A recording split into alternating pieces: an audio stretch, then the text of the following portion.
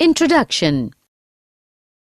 Do you know that 43% of India's land surface is covered by plains, 28% of it is plateaus, and less than 30% comprises mountains and hills? Yes, you are right, and only 62% of our total land area is topographically usable. Lithosphere is the main life-supporting system and top layer of Earth is called soil. Soil is the main natural resource which is essential for survival and development. Soil covers more than 4/5 part of land. Objectives. At the end of this lesson, you'll be able to find out mineral riches in the soil, understand the types of soil, find out what is soil pollution, understand the biogeochemical cycles, study the water cycle, understand the nitrogen cycle, study carbon cycle, understand the greenhouse effect, study the oxygen cycle, understand the importance of ozone layer.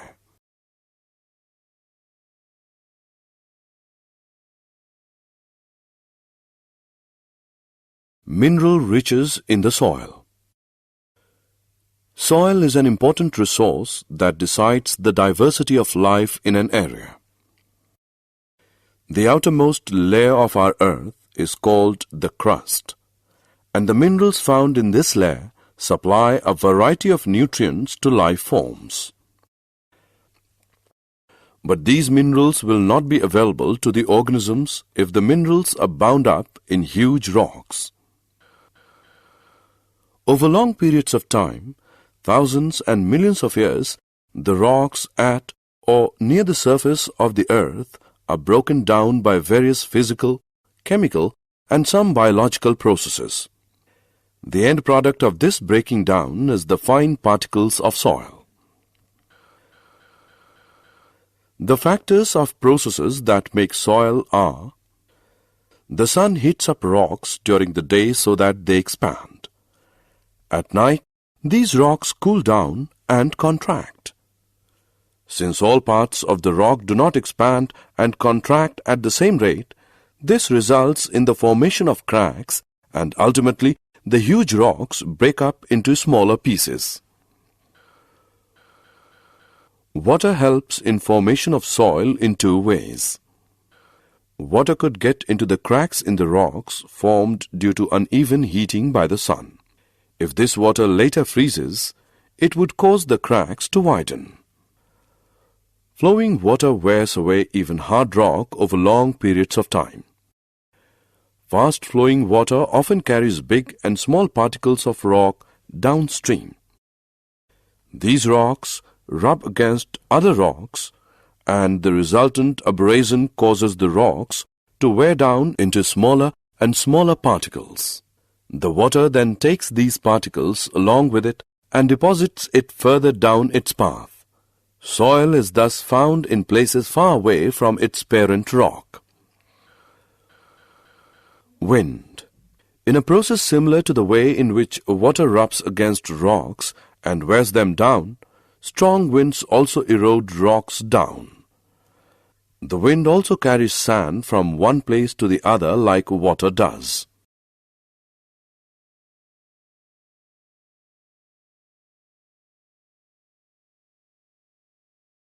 Types of soil and soil pollution. Soil is a mixture. It contains small particles of rock, bits of decayed living organisms, which is called humus. Soil also contains various forms of microscopic life. The type of soil is decided by the average size of particles found in it, and the quality of the soil is decided by the amount of humus and the microscopic organisms found in it. Humus is a major factor in deciding the soil structure because it causes the soil to become more porous and allows water and air to penetrate deep underground. The mineral nutrients that are found in a particular soil depends on the rocks it was formed from. The nutrient content of a soil, the amount of humus present in it, and the depth of the soil are some of the factors that decide which plants will thrive on that soil. Thus, the topmost layer of the soil that contains humus and living organisms, in addition to the soil particles, is called the topsoil. The quality of topsoil is an important factor that decides biodiversity in that area. Use of large amounts of fertilizers and pesticides over long periods of time can destroy the soil structure by killing the soil microorganisms that recycle nutrients in the soil. It also kills the earthworms, which are instrumental in making the rich humus. Fertile soil can quickly be turned barren if sustainable practices are not followed. Removal of useful components from the soil and addition of other substances which adversely affect the fertility of the soil and kill the diversity of organisms that live in it is called soil pollution. The fine particles of soil may be carried away by flowing water or wind. If all the soil gets washed away and the rocks underneath are exposed, we have lost a valuable resource because very little will grow on the rock. This process is known as soil erosion. The roots of plants have an important role in preventing soil erosion. Vegetative cover on the ground has a role to play in the percolation of water into the deeper layers too. Biogeochemical cycles. Biogeochemical cycles are the cyclic pathways through which chemical elements move from environment to organisms and back to the environment. Biogeochemical cycles are essential because the earth and its environment with reference to these elements are called closed system, and there is no inflow of such elements from outside the earth, and their amounts are limited. There are mainly two types of biogeochemical cycles: gaseous cycles, sedimentary cycles. The water cycle. We know the water evaporates from the water bodies, and subsequent condensation of this water vapor leads to rain. But even after this continuous condensation process, we don't see the seas and oceans dry up. So, now question comes in our mind, how is the water returning to these water bodies? The answer to above question is that the whole process in which water evaporates and falls on the land as rain and later flows back into the sea via rivers is known as the water cycle. All of the water that falls on the land does not immediately flow back into the sea. Some of it seeps into the soil and becomes part of the underground reservoir of fresh water. Some of this underground water finds its way to the surface through springs, or we bring it to the surface for our use through wells or tube wells. Water is also used by terrestrial animals and plants for various life processes. As you know, water is capable of dissolving a large number of substances.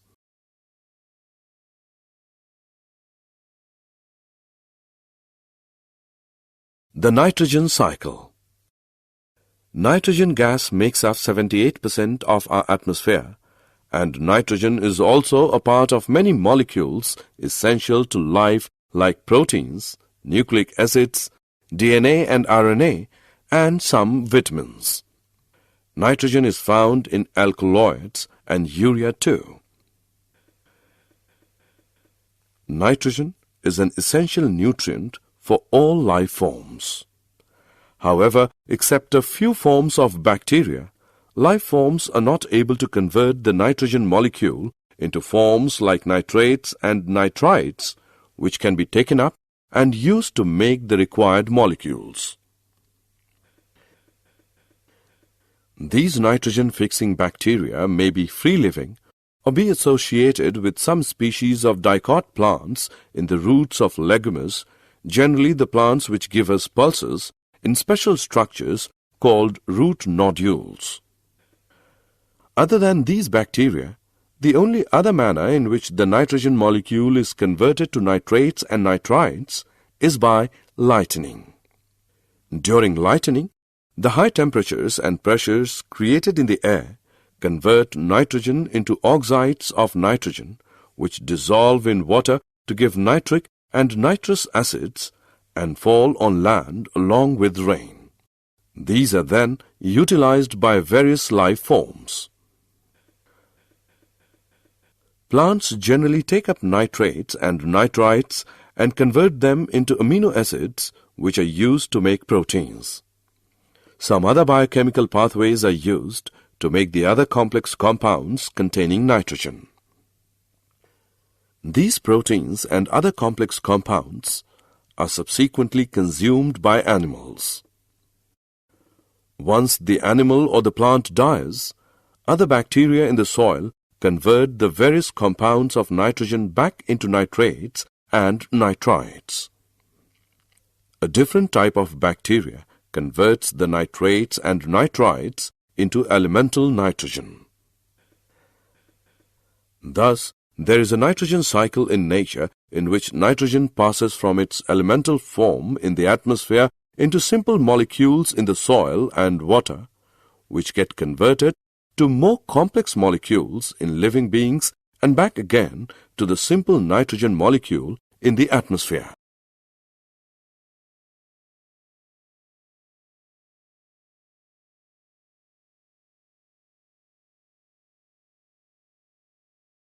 The carbon cycle. Carbon is found in the elemental form as diamonds and graphite in the combined state. It is found as carbon dioxide in the atmosphere, as carbonate and hydrogen carbonate salts in various minerals, while all life forms are based on carbon-containing molecules like proteins, carbohydrates, fats, nucleic acids, and vitamins. The endoskeletons or exoskeletons of various animals are also formed from carbonate salts. Through the basic process of photosynthesis in the presence of sunlight and chlorophyll, carbon is incorporated into life forms. This process converts carbon dioxide from the atmosphere or dissolved in water into glucose molecules. These glucose molecules are either converted into other substances or used to provide energy for the synthesis of other biologically important molecules. The utilization of glucose to provide energy to living things involves the process of respiration, in which oxygen may or may not be used to convert glucose back into carbon dioxide, which then goes back into the atmosphere. Another process that adds to the carbon dioxide in the atmosphere is the process of combustion, where fuels are burnt to provide energy for various needs like heating, cooking, transportation, and industrial processes. The percentage of carbon dioxide in the atmosphere is said to have doubled since the Industrial Revolution, when human beings started burning fossil fuels on a very large scale.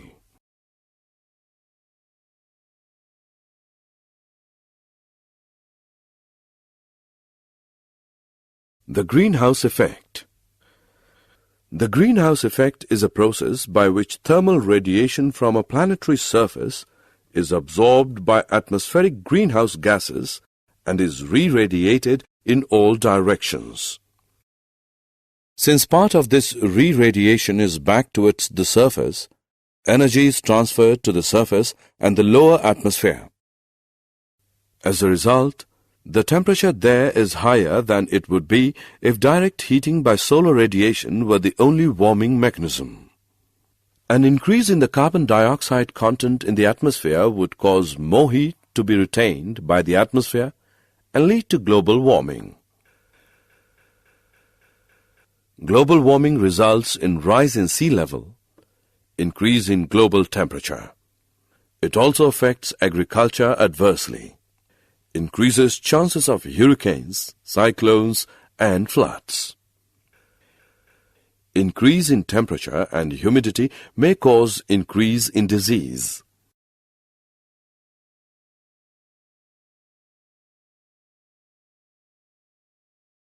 The oxygen cycle. Oxygen is found in the elemental form in the atmosphere to the extent of 21%. In the air it is found also in the form of carbon dioxide.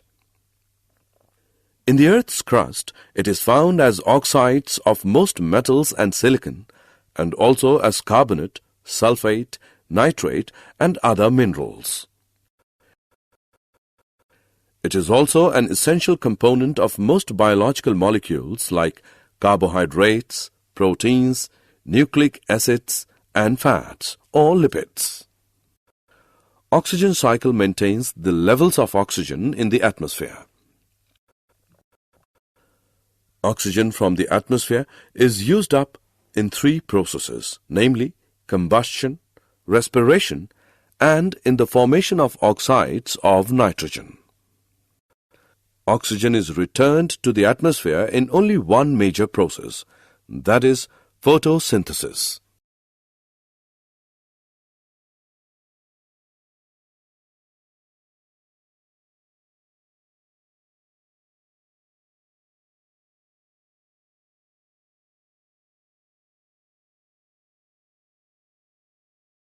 Ozone layer. Oxygen is normally found in the form of a diatomic molecule. However, in the upper reaches of the atmosphere, a molecule containing 3 atoms of oxygen is found. This is called ozone, and its formula is O3. Unlike the normal diatomic molecule of oxygen, ozone is poisonous, and we are lucky that it is not stable nearer to the Earth's surface. Ozone performs an essential function where it is found. It absorbs harmful radiations from the sun. This prevents those harmful radiations from reaching the surface of the Earth, where they may damage many forms of life. Recently it was discovered that this ozone layer was getting depleted. Various man-made compounds like CFCs were found to persist in the atmosphere. Once they reached the ozone layer, they would react with the ozone molecules. This resulted in a reduction of the ozone layer, and recently they have discovered a hole in the ozone layer above the Antarctica. It is difficult to imagine the consequences for life on Earth if the ozone layer dwindles further, but many people think that it would be better not to take chances. These people advocate working towards stopping all further damage to the ozone layer.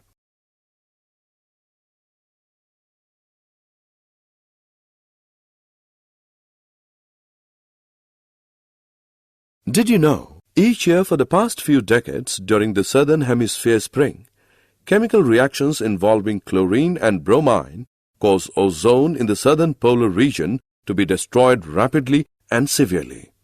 This depleted region is known as the ozone hole. The area of the ozone hole is determined from a map of total column ozone. It is calculated from the area on the Earth that is enclosed by a line with a constant value of 220 Dobson units. The value of 220 Dobson units is chosen since total ozone values of less than 220 Dobson units were not found in the historic observations over Antarctica prior to 1979. Also, from the direct measurements over Antarctica, a column ozone level of less than 220 Dobson units is a result of the ozone loss from chlorine and bromine compounds.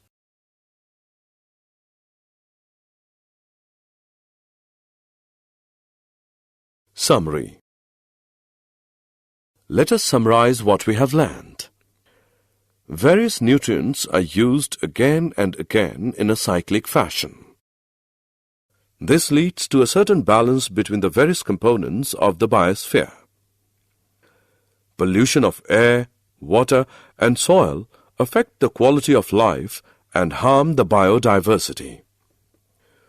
We need to conserve our natural resources and use them in a sustainable manner.